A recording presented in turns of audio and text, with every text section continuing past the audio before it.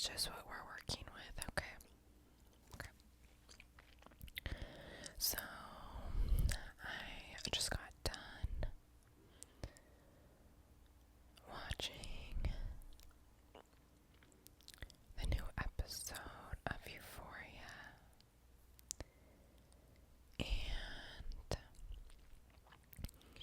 I kind of wanted to make this into like a series because there's a lot going on in each episode, and it's the last season of Euphoria. Well, more than likely, right? So I thought it would just be interesting to make a deeper dive series on all the episodes while I'm watching them.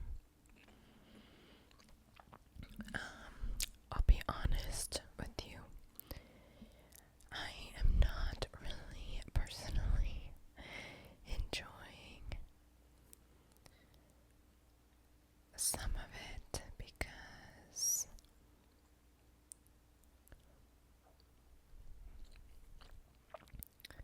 everything seems a little random. But there is so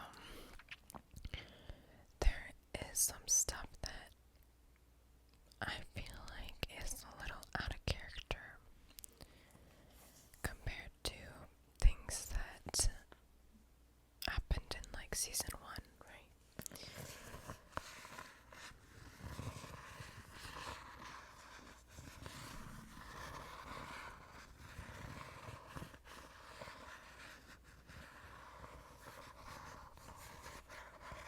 So I brought my notebook back out.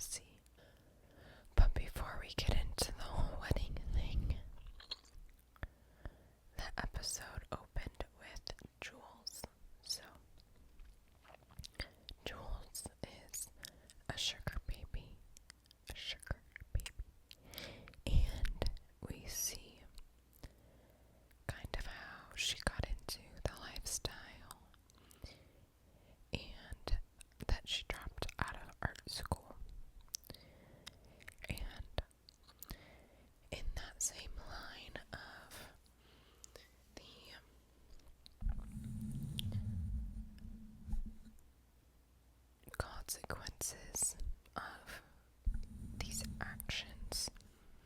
One thing that I thought was kind of interesting was in the opening scene, they show her going on dates with these men, right? And the most recent guy that she's seeing is a plastic surgeon. And in one of the scenes, they show the plastic surgeon wrapping her up in saran wrap, which is supposed to be ironic, right? But what really stands out is how it shows that sex work, like being a sugar baby, is something that will lead people to a luxury lifestyle, right? Because she has this very big apartment and was able to drop out of art school because she's getting so much money, right?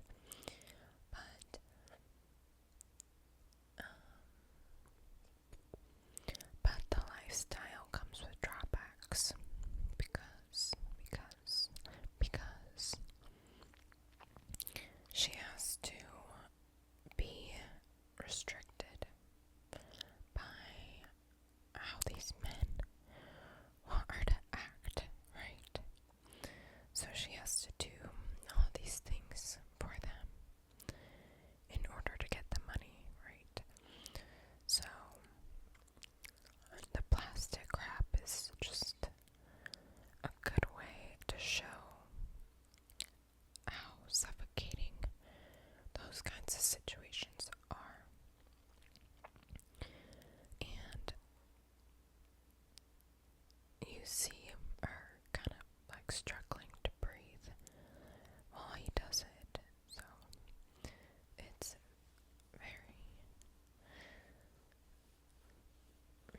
just very dominating, you know.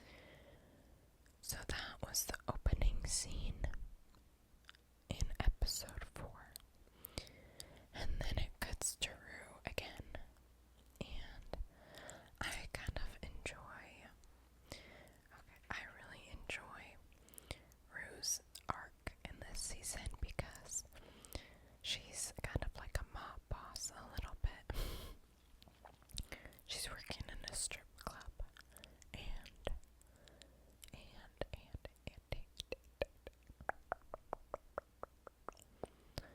I think Zendaya is a very good actress. She portrays Rue very well. But the one thing I noticed is she is the only technically gay character in the show. Officially gay, you know, because Nate and Cal, they're not really, no one's gonna define them as being gay, but Nate more than likely is, along with his father. But anyways, so technically out of the female characters, Rue is the only one who is gay and also not sexualized. That's one thing that I found interesting because you have Maddie and Cassie, Sydney Sweeney's character, and all the extras in the strip club and stuff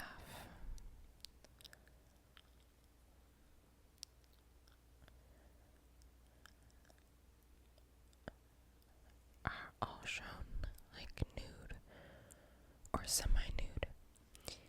Even Jules, Hunter Schafer, who plays her, you see her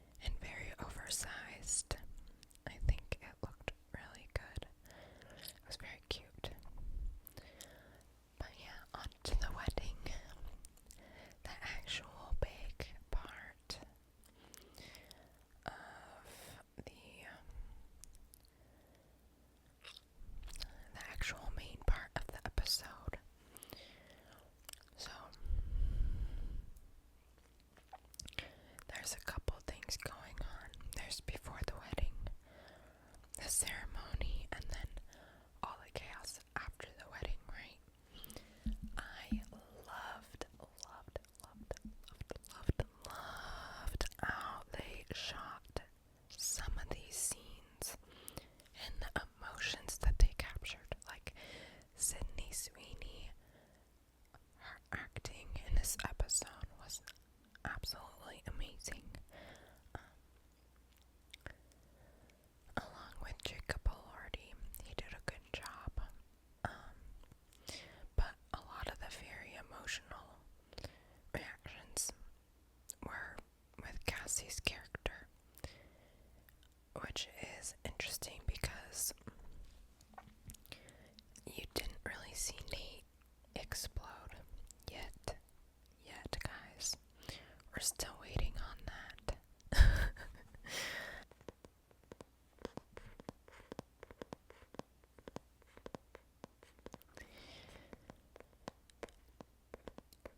As Cassie is walking down the aisle,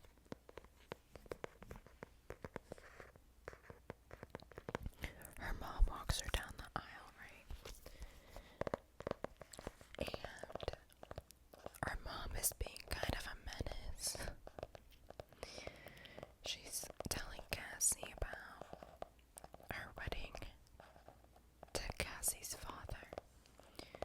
And Cassie's father is like, he basically abandoned them, right?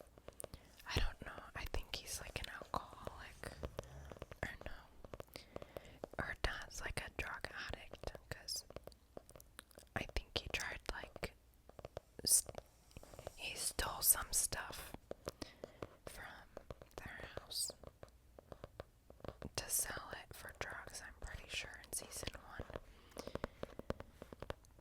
So her mom, while Cassie's walking down the aisle,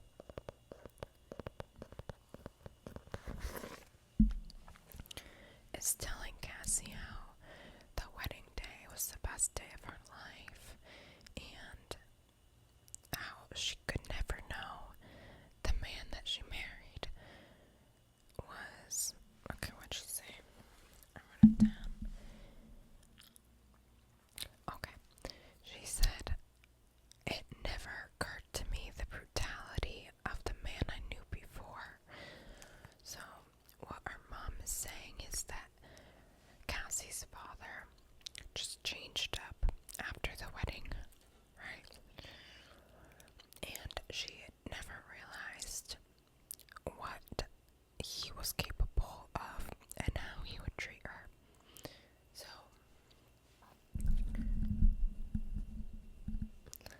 as she's saying this, you just see this like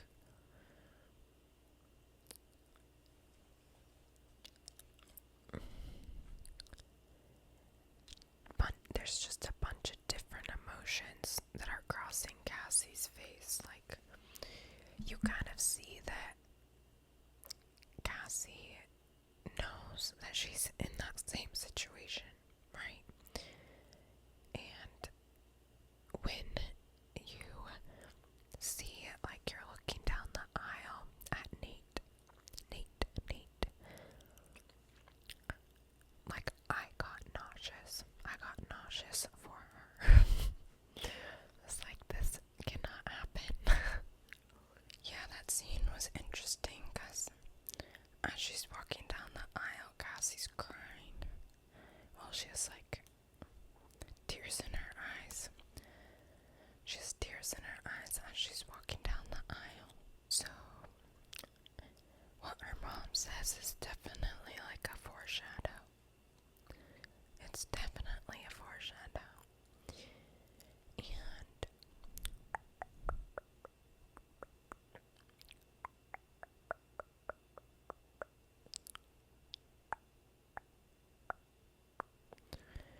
during the reception,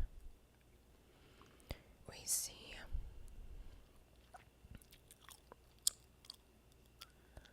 there's a lot going on, right? So we definitely see a bit more of a solidification of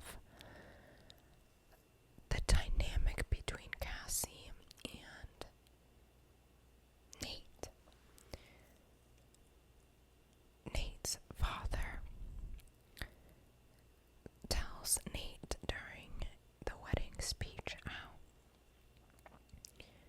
Nate is a winner, and the direct quote is, "You're a winner.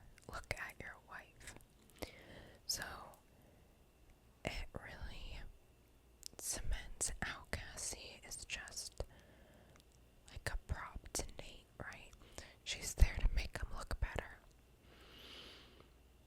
And on the way home in their limo, he tells Cassie that she makes him want to be a better man. And that kind of feels like a slap in the face to, like, everyone before him, honestly, because it's not necessarily her that, like, she didn't change him, okay? You can never change a man unless he wants to change, right? However, Nate's reason for changing isn't because of Cassie, but because the image him and Cassie have. So basically, he is rewarded in the patriarchal structure that we live in to,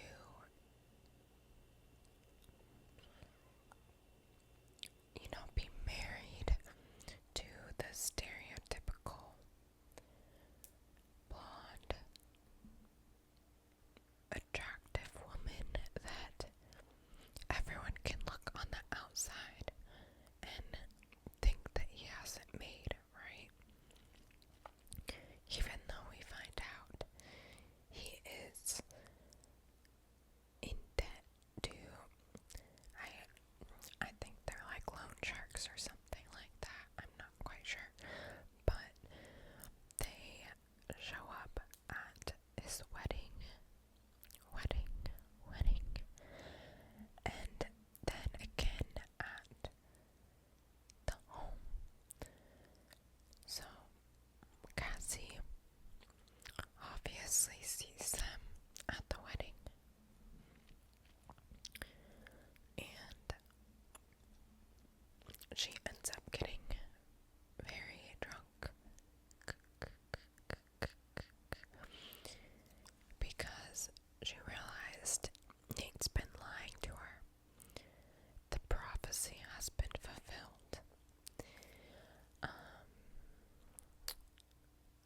And she's having this breakdown, right? This breakdown. And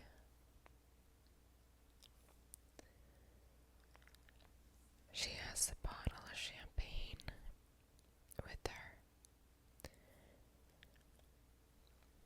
And when she uncorks it, it hits Nate in the head very hard.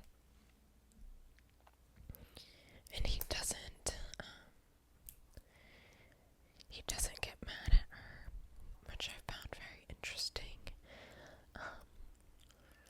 But, some men like Nate that have abusive tendencies, they're not always gonna blow up, right then and there. And I was kind of expecting that, once they got back home, there was gonna be a whole fight. But actually, the loan sharks were at the house, and that was probably the best scene because, one, it was very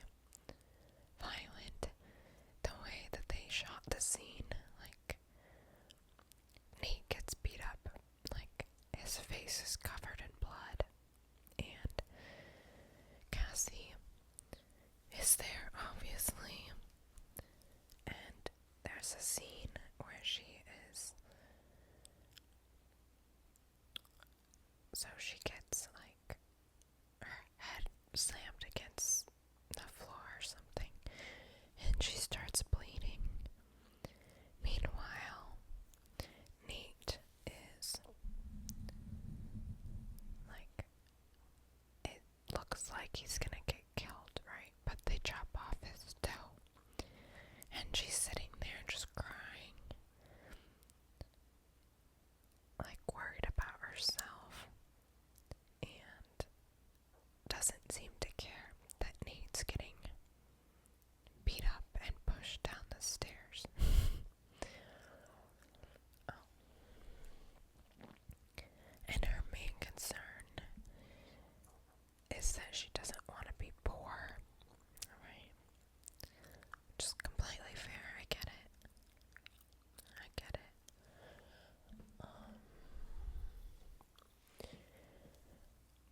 But yeah, so just those couple of scenes really stood out, out in terms of how their married life is starting off, because like they don't really love each other much, I don't think, in an authentic way. And the other part of it, like I mentioned in my last Euphoria video, I think that Nate might follow his father's footsteps, like how he was hiding all of his that deviant sexual behavior. And we saw in episode 4 a reunion between him and Jules, and I actually really enjoy Nate and Jules together. Besides all of Nate's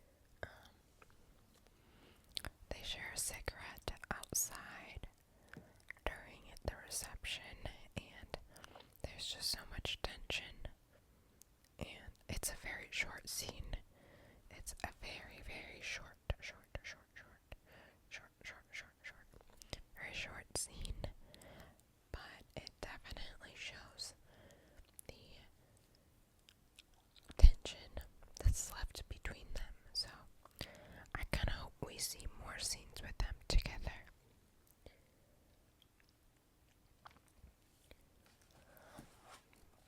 But yeah, overall, it was a pretty good episode. I really liked Cassie's wedding dress, but the corset was working overtime. It was like, if it was even like a paper, like a paper with less fabric, her boobs would have just spilled out. I also thought it was interesting for character because the corset was super, super tight and restrictive. Again, there's that like theme of not being in control and not being able to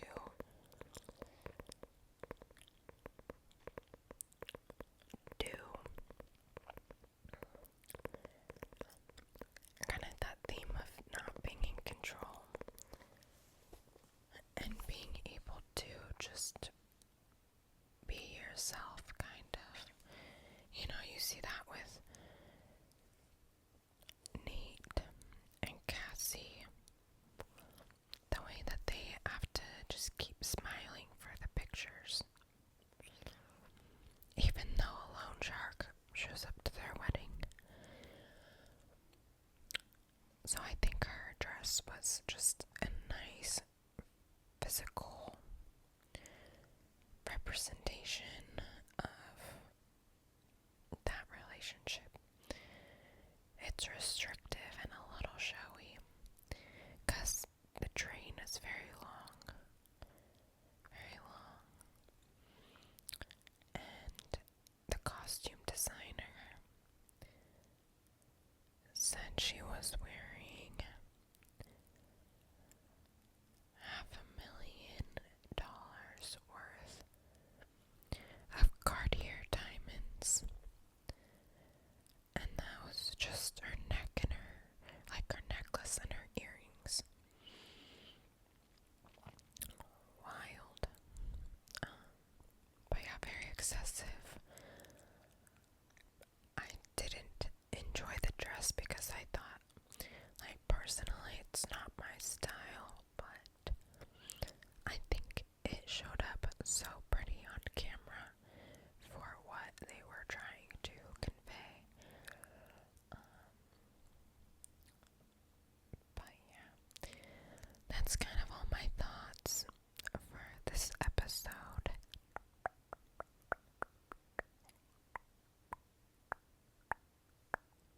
I don't know, I just want to see what patterns show up over the season.